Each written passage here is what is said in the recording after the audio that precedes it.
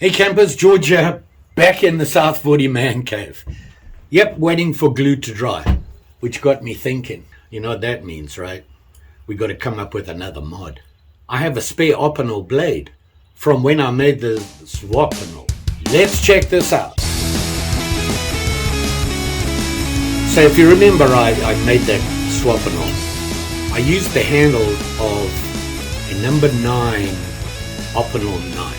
Here's the blade here. So now I have a spare blade and what to do. It got me thinking. I kind of like the idea of a puukko knife. And these blades are pretty much what a puukko uses. I mean, they're close. This is my OPINEL folding saw. I don't know if I told you about this. I originally ordered one and it came just like this, except it's missing the ferrule that does the locking of the OPINEL blade, the saw blade. Got hold of Amazon because that's where I got it. Told them about it and they said, okay, we'll ship you another one right now and ship this one back. And I forgot. So now I own a OPINEL saw without a ferrule. Look at the handle on this thing. I think this is beech. You know what I'm thinking, right? We could make a puukko out of this. It's not going to work. Oops, it's cut in half already. Can't have that. A handle is solid on a puukko. Scratch the saw handle. What to do. Here are my two options. This is just a dowel. And I thought, well, I'll do this and cut it. The problem is one thing I hate is not knowing what wood I'm using. All they said about this dowel is it's hardwood. But the other day I saw this, and this is a garden implement handle. And what I liked about it was it is American ash. It says right there, it's American ash. So that makes me feel better. The original thought I had with this, I really liked it's thick, goes thin, and then goes thick again. And I was thinking of making a walking stick out of it. But then I thought, if I'm going to make a walking stick, I need to carve it. And I think this might be a little tough to carve. Puukko handle, American ash. Ooh, so that's what we're going to do. I would like it to look as traditional as possible. Now, obviously, we have an issue here with the blade. Now, the blades doesn't have that long tang that I need to put the handle on. And I thought about adding to this, but I can't weld. Not allowed to weld. I can weld, I'm just not allowed to. My pacemaker doesn't allow me to use a welding machine. So we have to find another way around that. And cut a piece off here, and then decide what I'm going to do with the handle. With a puukko, and if you look at, I've got some pictures here of typical.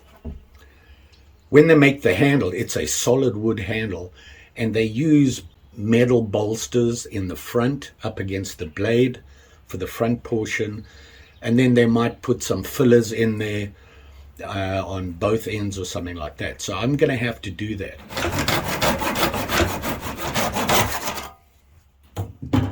I cut this off and I was going to throw it away because that's where you put the whatever gardening tool you're using in, how you lock it in.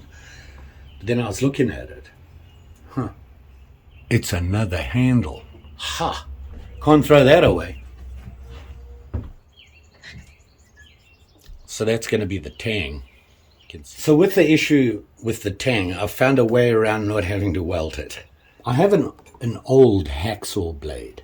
That was the original shape I wanted on the tang, okay, which will still happen. But there's a hole there. If I drill another hole there and line it up with this hacksaw blade, with the two holes and pins through it, I can extend the tang to there. Now we're looking at a tang that is longer than the blade and will support it with the pins in there. This is not going to move because they will have two pins in there. And we now have a longer tang. When we drill the hole in here, and you slide the tang in. As the tang gets wider, it'll eventually get to the top of the hole on either side. With the metal bolster on the front slotted out, it'll support it.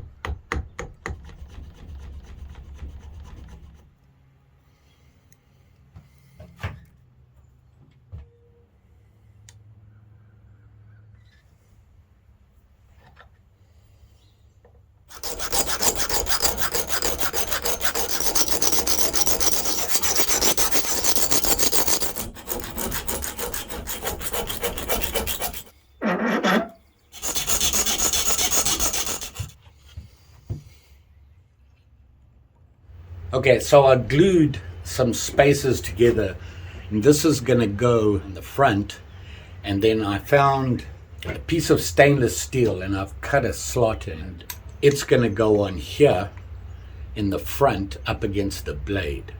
Problem is, the OPINEL blade, the actual blade part, is thinner than the tang. So I have to file it down so that this can go in and come up to that point in the front. So that's what I've got to do now.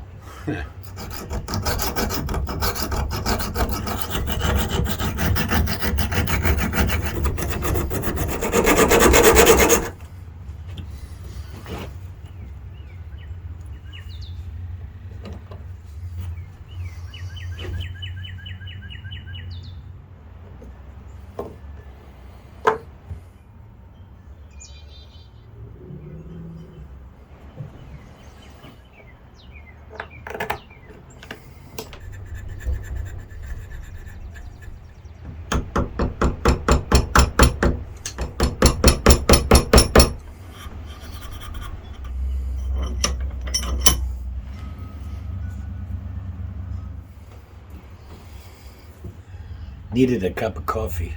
This is hard work, man. So it's raining again.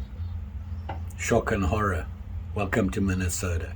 If it's not snowing, it's raining. If it's not raining, it's really hot and muggy. Pick your poison.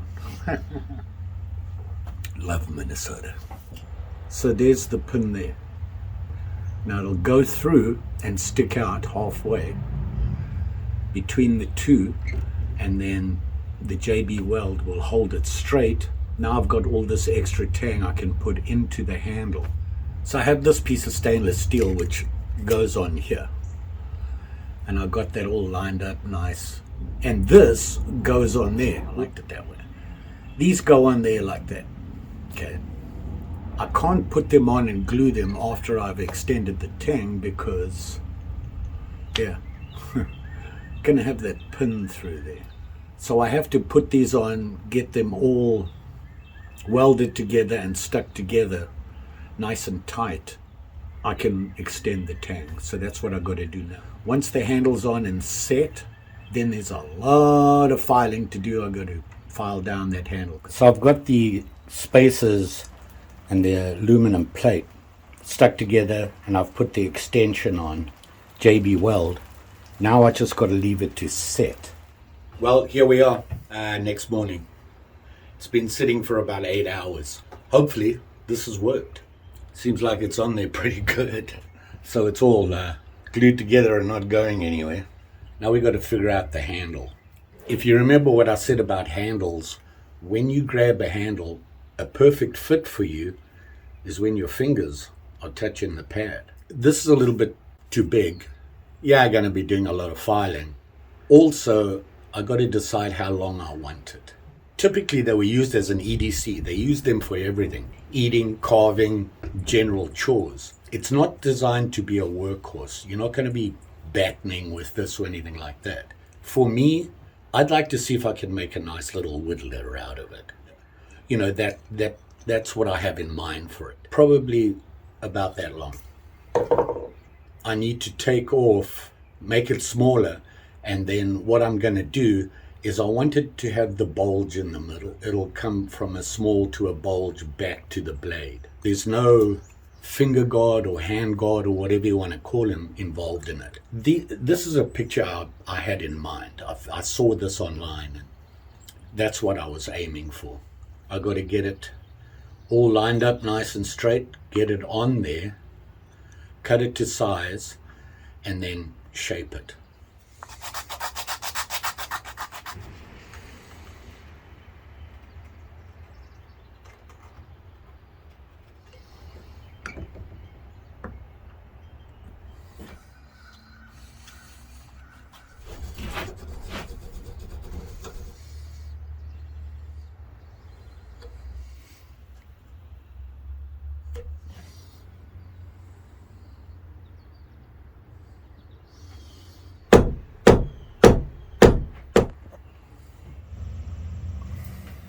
My Frankenstein vise.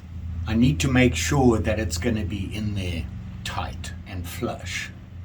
Using every vise I own, hopefully this will hold. In a couple of days, I really wanted to make sure it's set, but it's definitely all set. I want to try something. I found me and old tools and doing it the hard way. Found this guy in a thrift shop, and I was wondering if it would work.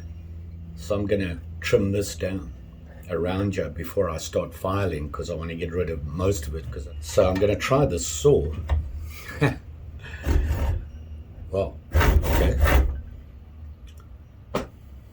It cut right in.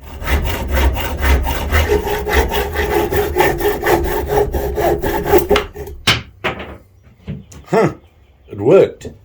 Gonna have to change the blade. It's an old guy.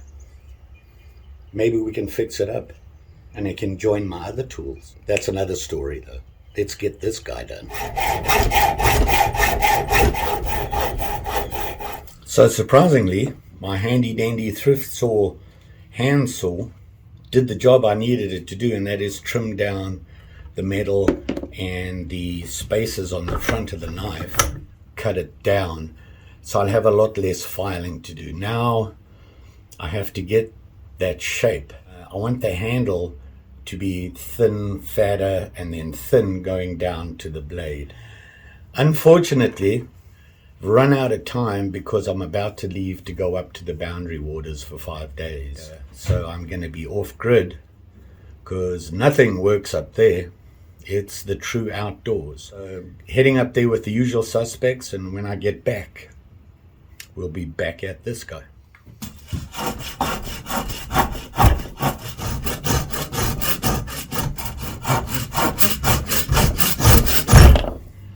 So you'd think I would have learned by now to do this. I did something ahead of time when I should have planned ahead here. I should have used the front metal piece and shaped everything before I put it together. The problem I'm having now is having to file that metal down and the wood. I need to have a shape to follow. And with this being mounted already, I can't take the metal off and shape it the way I want. It would be way easier to do that. I was just so excited that I could actually get the slot in here. I got it all together and I got ahead of myself. I should have shaped this. I think what I'm having to do now is I'm having to do that on just like an edge so that I have the shape I want. But if I go slowly and pay attention to what I'm doing, I think I can figure this out. You get to see all my mistakes. And so there we are now. I'm off to the Boundary Waters. So I'm back from the Boundary Waters. Good trip, exciting trip. Lots of things going on that trip. It was a good one. Probably one of the best camping trips I've ever been on. I got to do a lot of filing, cutting, sawing, that sort of thing. And hopefully we'll get it to the shape we want up front.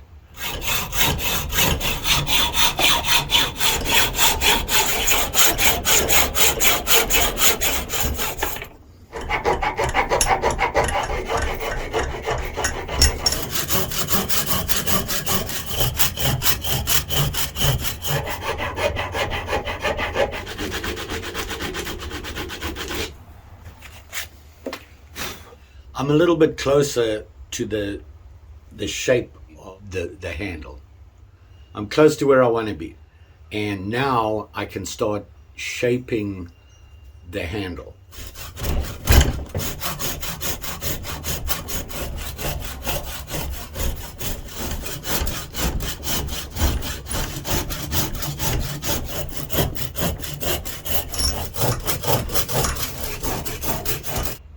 Apparently there's some police action going on next door.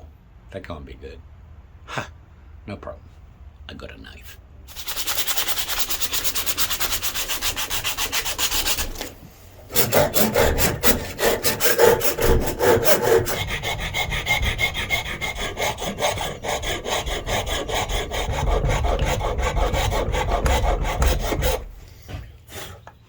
So here you can see I've been filing away at it. Now I wanted the front to be smooth here across the pattern and the front piece here.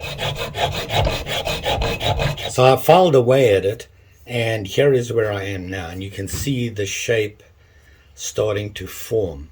What I would like is when you hold the knife, you can see where my palm is. It's on the top of the knife here.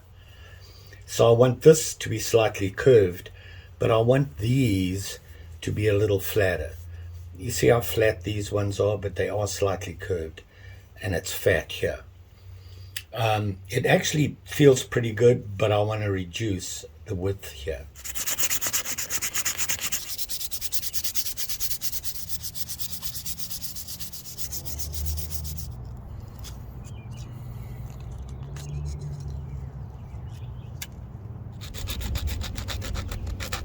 Something interesting that, I'm not too happy about. Look at that.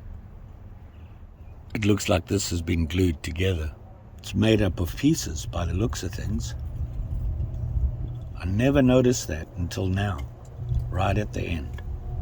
The humanity. What to do? You can see there. Not good. I mean, it'll hold, but I don't know what I'm going to do when I stain it. Is it going to look odd? Well, I suppose we're going to find out.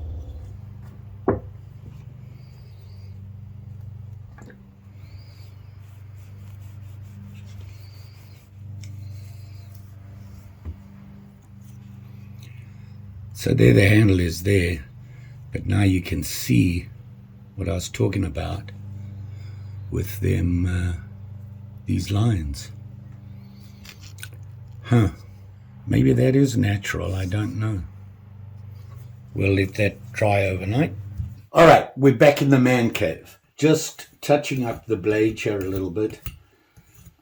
I'm almost finished. It still needs to be cleaned up, and there's some things that need to be fixed. If you look here, when I was filing this, and this is the problem that I had by not shaping this before putting it together. When I was filing, I kept nicking the blade. Can you see that? So I'm thinking of filing it out and making a little notch there, make it look like it should be like that, and then cleaning up the blade and cleaning up the front here. There's some cleanup that needs there. But here now you can see the shape of the handle, how I wanted it. You notice the belly here on the bottom, and it's flatter on the top, and then the sides have a belly in the middle. And it actually is surprisingly comfortable. I'm pleased the way that turned out. I'm a little disappointed in this part. I learned my lesson there. You can see the OPINEL on the blade. But there it is there, the wood. It doesn't look too bad. I think it is natural, actually. I'm not sure. Here we have it here, almost done, just clean up to do. And another project for learning leather. You know, I've made the other knives and I need to make them sheaths, and I want to learn some leather work, just basic sheath work. So my OPINEL Puukko Condo. It's really a whittler for me, and you know what? I'm going to test it right now. I have this piece of wood, which just happens to be the leg of a stool that I worked on went on winter symposium, and I want to carve the legs. They're just random pieces of wood. They're not straight or anything. It gives it a lot of character, but I thought maybe doing some whittling and carving on them would be pretty cool, and then put it all together. Just giving it a stop cut there and dig into it. Oh, yeah, I forgot how sharp OPINEL is. Look at that. It just slices right in, and it's comfortable. And, you know, when you whittle, you use your thumb to give the pressure. It gives you more control. This is going to be a great whittler. Actually, I kind of like it. So there you can see it notches pretty easily.